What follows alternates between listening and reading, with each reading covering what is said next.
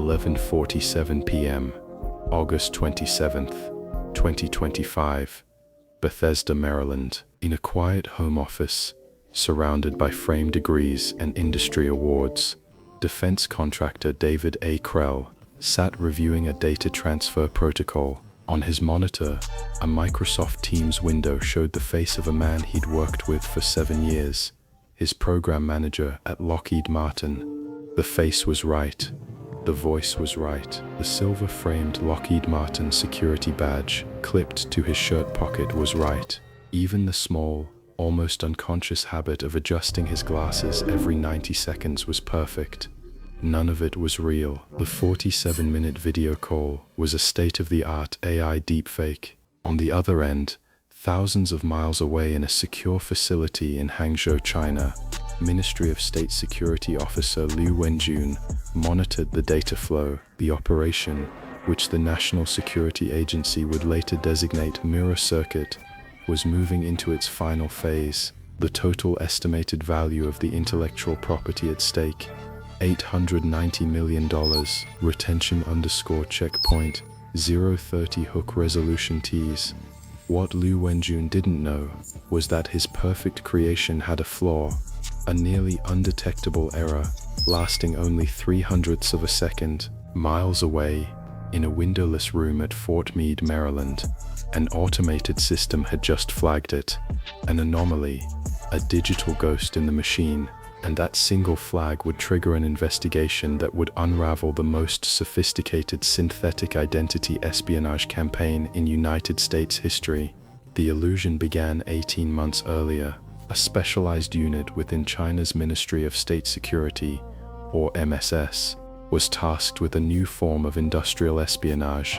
Their target, the F-35 Lightning II program, America's fifth-generation stealth fighter. Their method, not human intelligence, not cyber intrusion, but synthetic identity. The team in Hangzhou scraped the public internet, downloading every available video of senior Lockheed Martin program managers from virtual conferences, LinkedIn video posts, and industry panel discussions. They amassed over 78 hours of high-definition footage of Krell's direct superior.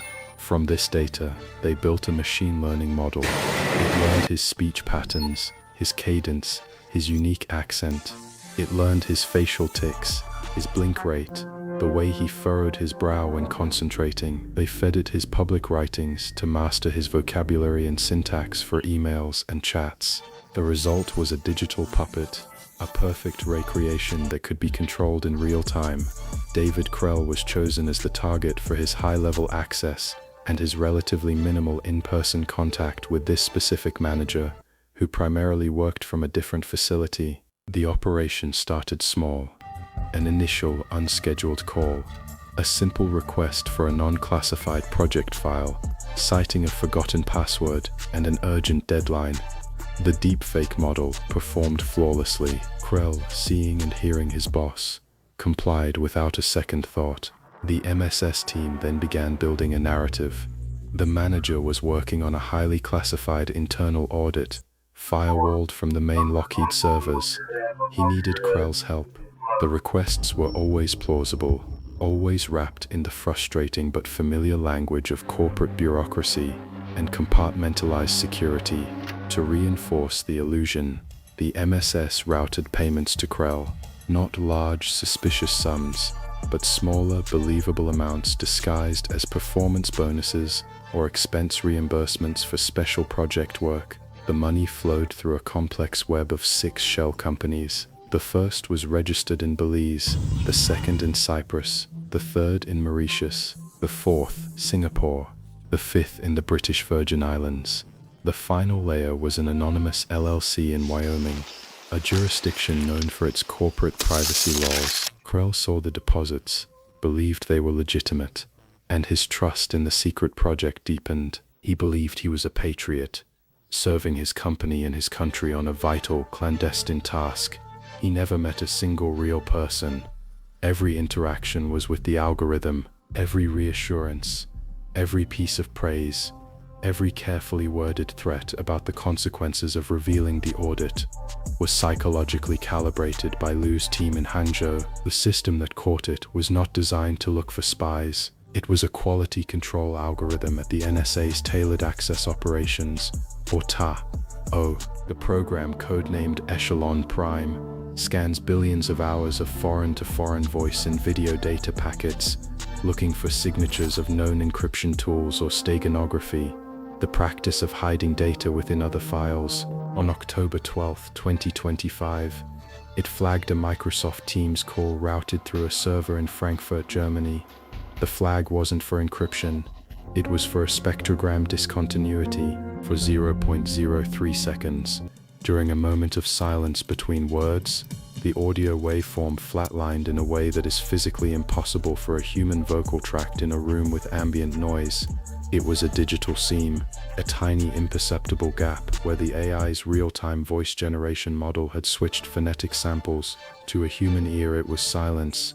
To the machine it was a mathematical impossibility. This single data point was forwarded to a human analyst at Fort Meade. The analyst, bound by protocol, could not legally review the content of the call, as one endpoint, David Krell's home, was on US soil, but they could analyze the metadata. The call had originated from an IP address block associated with a state-owned Chinese telecommunications firm. The audio flaw, combined with the origin point, was enough. The file was flagged, encrypted, and transferred under seal to the FBI's counterintelligence division at their Washington field office. The investigation into David A. Krell began on October 14, 2025. The first obstacle was immense. The MSS wasn't using standard servers. Their command and control network for the Deepfake operation was running on infrastructure hardened with experimental quantum-resistant encryption protocols. Standard decryption methods were useless. The NSA was forced to task a specialized team to develop a series of side-channel attacks, analyzing faint electromagnetic emissions from the server hardware itself. It took 3 weeks of intensive work just to gain a preliminary foothold into the network's outer layers. Retention_checkpoint, 4 o'clock stakes bend. No. Simultaneously, the FBI's forensic accounting unit began the arduous task of unraveling the money. They started with the bonuses Krell had received. The trail led from his Maryland bank account to the Wyoming LLC. On paper, the company, named Bridger Strategic Solutions, listed its business as management consulting. Its registered agent was a firm that provided such services for thousands of other companies. Peeling back the first layer took weeks of subpoenas and legal motions. When they finally identified the LLC's owner, it wasn't a person, it was another company, registered in Singapore. The Singapore entity was owned by one in the British Virgin Islands, which in turn was owned by a trust in Mauritius. The agents were in a house of mirrors, a structure designed to exhaust and defeat investigators. As the financial team battled the shell companies, a physical surveillance team was assigned to Krell. 2 unmarked sedans were parked on his street around the clock. Agents documented his every move. His routine was unremarkable. He drove a modest sedan. He shopped at a local grocery store. He attended his son's high school football games. There were no dead drops, no clandestine meetings, no signs of a man who had supposedly received hundreds of thousands of dollars from a foreign intelligence service. The profile of a classic espionage subject, greed, ideology, coercion, or ego didn't fit. Krell showed no signs of living a double life. The pieces didn't add up. The breakthrough came not from the surveillance or the NSA's signals intelligence, but from the painstaking work of the forensic accountants. After 5 months, they finally cracked the Wyoming LLC. They discovered that while it was the entity paying Krell, it was also receiving massive wire transfers. Hundreds of millions of dollars were flowing through it from the other shell companies, ultimately originating from a bank in Hong Kong, with known ties to the MSS. The total amount that had passed through the network was staggering, $890 million. The small payments to Krell were just bait. The real money was flowing elsewhere, likely to pay for other assets in a much larger operation. The FBI now faced a terrifying possibility. Krell wasn't a willing traitor motivated by greed.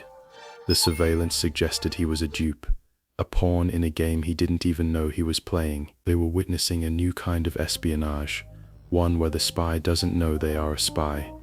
This changed everything. It meant the MSS could potentially run dozens of these operations, using synthetic identities to manipulate trusted insiders into handing over state secrets, all while believing they were following legitimate orders.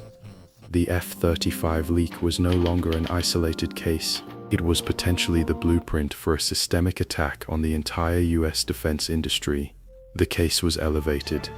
A secret briefing was held for the Director of National Intelligence. The operation was formally codenamed Mirror Circuit, and a joint task force was established, pulling resources from the FBI, the NSA, and the Pentagon's own Defense Counterintelligence and Security Agency, or DCSA. Their mission: to ascertain the full extent of the data breach, identify the specific technologies compromised, and neutralize the threat without alerting the MSS that their revolutionary new method had been discovered. They had their man, but he wasn't the enemy. The real perpetrator was an algorithm. And now, the FBI had to figure out how to put a piece of software on trial. The DCSA was tasked with a covert damage assessment. They couldn't simply ask Lockheed Martin to run a check on Krell's activity. It would trip internal alarms and potentially reach the synthetic manager. Instead, a small team of DCSA auditors initiated a parallel, high-level systems update audit, giving them the pretext to review server logs and data transfer records across the entire F-35 program. They cross-referenced every file Krell had accessed with the dates and times of his calls with the deepfake. The results, compiled over a frantic 2-week period in January 2026, were devastating. Krell had transferred 4,712 unique engineering files. These included detailed schematics for the F-35's internal structural components. More alarmingly, he had sent 312 files containing material specifications and application processes for the jet's radar-absorbent stealth coating. This was one of the most protected secrets of the program.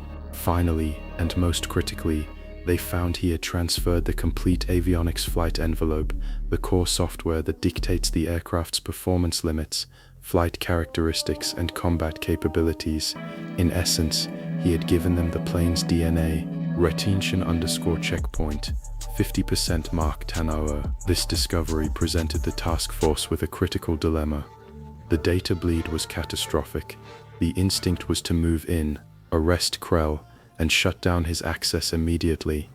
But doing so would alert the MSS. Their synthetic manager would simply go dark, the network would vanish, and the US would lose all visibility into their methods and future targets. Some within the intelligence community argued to leave the channel open, to use Krell as an unwitting double agent to feed the MSS corrupted data and study their network. The FBI argued against it. The risk of Krell unwittingly sending more legitimate data was too high. The agents had a choice: arrest Krell immediately to stop the data loss, or keep the channel open to spy on the spies. What would you have done? Let us know in the comments. The compromise was reached. They would softly approach Krell. No raid, no tactical gear. They would confront him, prove to him what was happening, and secure his cooperation. The goal was to turn him, to have him willingly help them play out the string for a short period, allowing them to gather final intelligence before shutting the operation down for good. The intervention was scheduled for 4 a.m. on February 19, 2026. 14 unmarked FBI SUVs belonging to the Washington field office's counterintelligence and cyber divisions moved through the pre-dawn darkness of Bethesda, Maryland. They didn't storm the house. At 4:03 a.m., they cut their engines, and a perimeter was silently established. A 3-person team, including a lead agent and an FBI forensic psychologist, walked to the front door. They knocked. David Krell, woken from sleep, was met not with weapons, but with badges and a calm, quiet voice. They asked to come inside. In his own living room, as his family slept upstairs, they laid out the truth. They showed him the NSA spectrogram analysis, They showed him the labyrinthine chart of the shell companies. They played him 2 recordings of his manager's voice, one from a real conference, one from a call Krell had last week. They asked him if he could tell the difference. He couldn't. The psychologist described the process as a controlled deconstruction of reality. Krell's initial reaction was denial, then anger, then confusion. He insisted it was a mistake, that he was working on a sanctioned internal audit. The agents were patient. The turning point came when they showed him the flow of the $890 million. They showed him the massive sums moving through the Wyoming LLC he thought was just for his bonuses. He saw that he was not the trusted agent in a secret project, but the unwitting tool in a massive geopolitical theft. The realization broke him. For the FBI, his cooperation was now assured.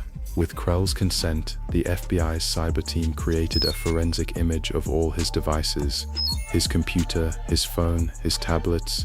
They were taken back to the FBI's Operational Technology Division in Quantico for analysis. Krell agreed to continue his communication with the synthetic manager, but now the FBI and NSA were listening to every call, analyzing every data packet in real time. For the next 2 weeks, under FBI direction, Krell exchanged messages and conducted 2 more video calls with the Deepfake. He transferred data packets prepared by the DCSA, sanitized, non-critical files that looked plausible but revealed nothing new. This brief period of deception yielded crucial intelligence.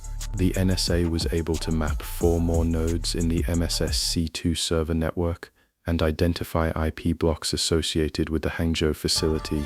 They also identified digital signatures, suggesting the same deepfake software was being used to target at least 2 other contractors at different aerospace firms. The net was wider than they had feared. On March 5, 2026, the operation was terminated.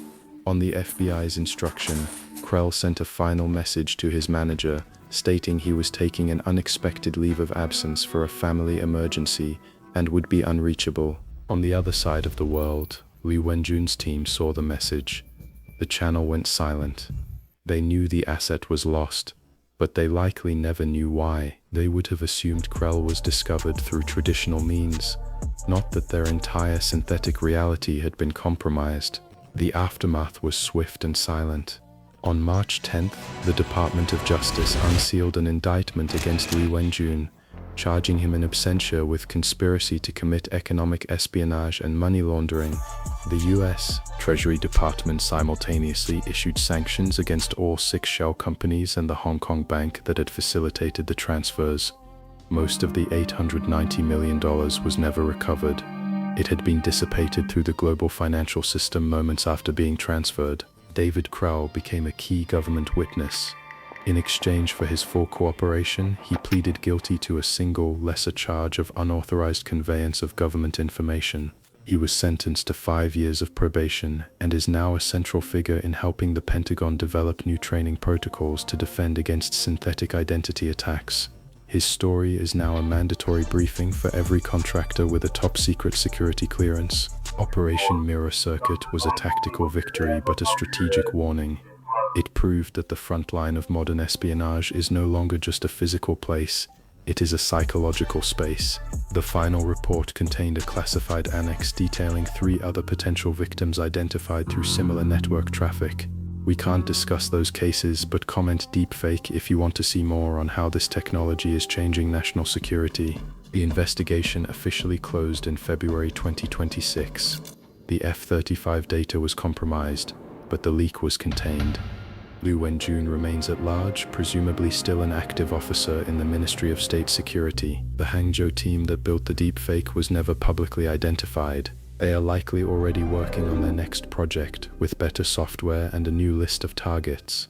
The playbook used against David Krell is now being briefed to every major defense contractor. To see the declassified reports on the operations that come next, make sure you subscribe to FBI Secret. FBI and NSA catch Pentagon contractor duped by AI deepfake. $890 million F-35 tech sold to China. A Pentagon contractor believed he was on a secret project for his Lockheed Martin manager. In reality, he was talking to a flawless AI deepfake controlled by Chinese intelligence. handing over the crown jewels of the F-35 stealth fighter program. This is the declassified story of Operation Mirror Circuit, the case that exposed a new era of synthetic identity espionage. Learn how a single 0.03-second audio glitch flagged by an NSA supercomputer unraveled a sophisticated $890 million technology theft operation. We trace the FBI's investigation through 6 international shell companies, the covert damage assessment by the Pentagon, and the final confrontation that shattered a man's reality. This is the new playbook for information warfare. HIS Boss was an AI, ALT-1, aggressive storm/raid. FBI and NSA expose AI spy ring. $890 million F-35 leak traced to Deepfake. ALT-2, informative. How the NSA caught an AI deepfake stealing F-35 secrets. ALT-3, victim/scale.